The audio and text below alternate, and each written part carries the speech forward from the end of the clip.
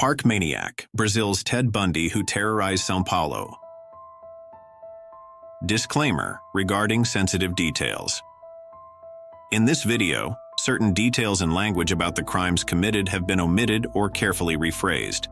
This decision was made to comply with YouTube's content policies, which strictly prohibit explicit or graphic descriptions of violence, harm, or abuse. Thank you for your understanding and for supporting content that respects these boundaries.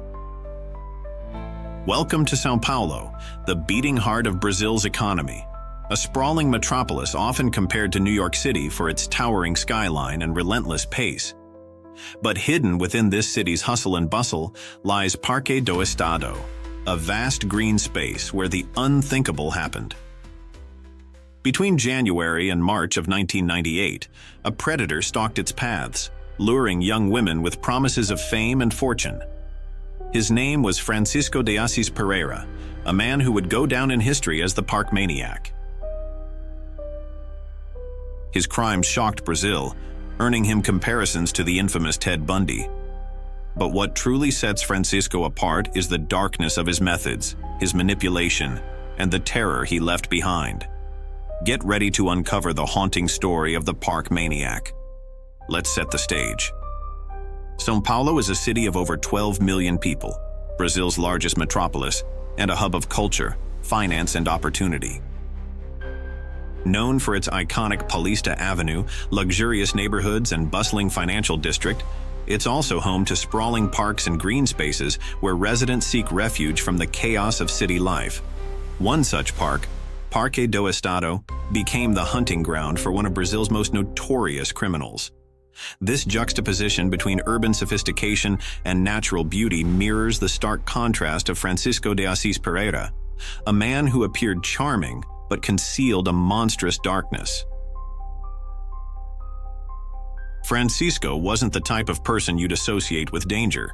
Described by those who knew him as quiet and polite, he worked as a motorcycle courier, a job that gave him access to the city's endless streets and neighborhoods. But behind this unassuming facade, Francisco harbored twisted fantasies. Inspired by adult magazines and violent films, he began plotting how to act on his darkest desires. Francisco crafted a persona that disarmed his victims. Claiming to be a professional photographer, he approached women at shopping malls, bus stops, or on the streets. With promises of modeling opportunities and magazine covers, he convinced them to follow him to Parque do Estado. His victims, mostly young women, were charmed by his confidence and promises. But once inside the dense trails of the park, Francisco revealed his true self. Between January and March of 1998, Francisco lured at least 9 women to their deaths.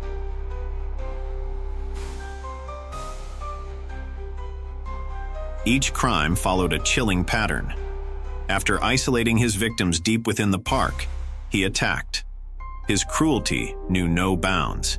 Even more horrifying, Francisco frequently returned to the scenes of his crimes, revisiting his victims' remains. In some cases, he brought new victims to these very locations, showing them the aftermath as a way to terrify and dominate them. Among his victims were women like Patricia Gonçalves, Selma Ferreira, Raquel Moda, Isadora Frankel, Rosa Alves, and 2 women who have not yet been identified.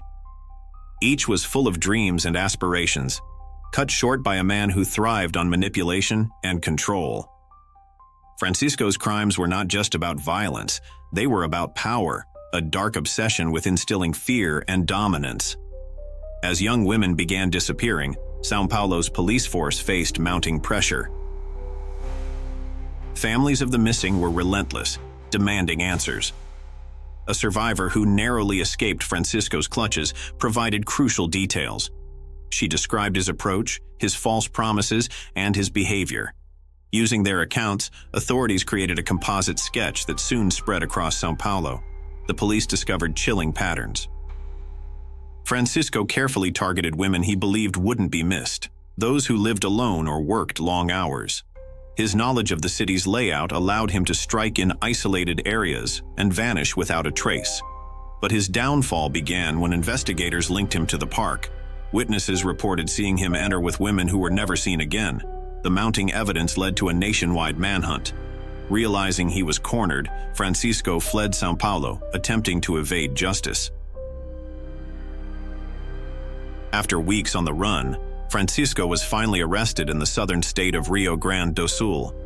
His capture brought relief to a nation gripped by fear. In custody, Francisco confessed to his crimes with chilling detachment. He detailed how he selected his victims, the methods he used, and his twisted motivations. During his trial, the courtroom was packed with families of victims, survivors, and media.